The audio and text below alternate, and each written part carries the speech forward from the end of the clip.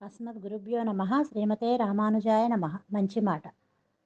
ఎవరు గొప్ప చూద్దామా? ఒక ఊరిలో ఒక తోట ఉంటుందంట. ఆ తోటలో అన్ని రకాల చెట్లు ఉంటాయంట. ఆ చెట్లు ఒకటికొకటి మాట్లాడుకుంటున్నాయంట. అంటే మ్, ఎవరు గొప్ప అని.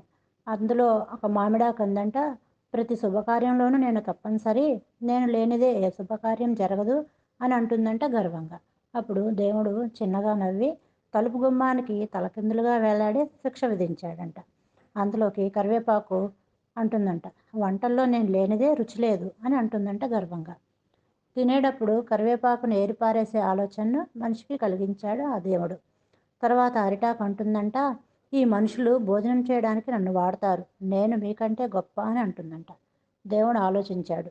అరిటాకు తిన్న తర్వాత దాని బ్రతుకు చెత్త కుప్పలో పడేట్లు చేశాడు. తమలపాకు అంటుందంట, నేను శుభకార్యాలకే కాదు, నన్ను తాంబూలంగా కూడా వేసుకుంటారు, నోరు ఎర్రగా పండుతుంది, నాకు సాటి ఎవరూ లేరు అంటుందంట. దేవుడు దాని పొగ అంచాలనుకున్నాడు. తమలపాకు నమిలి రసం మింగి తర్వాత బయటకు ఉమ్మేసేలా చేస్తాడు. ఇంకా తులసాకు అంటుందంట, నన్ను కూడా దేవుని పూజలో వాడతారు, కానీ నా చివరి క్షణాలు దేవుడి నిర్ణయం అని అంటుందంట వినయంగా. దేవుడు సంతోషించాడు. తన మెడలో హారంగా, తన పాదాల చెంత తులసిదళంలా భక్తులు సేవించే తీర్థంలో ఉండేటట్లు పవిత్ర జీవితం ఇచ్చాడు.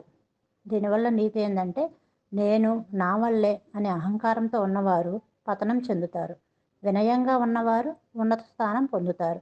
అందుకే ఎప్పుడు ఇతరులతో మన గొప్పలు చెప్పుకోకూడదు. జై శ్రీమన్నారాయణ.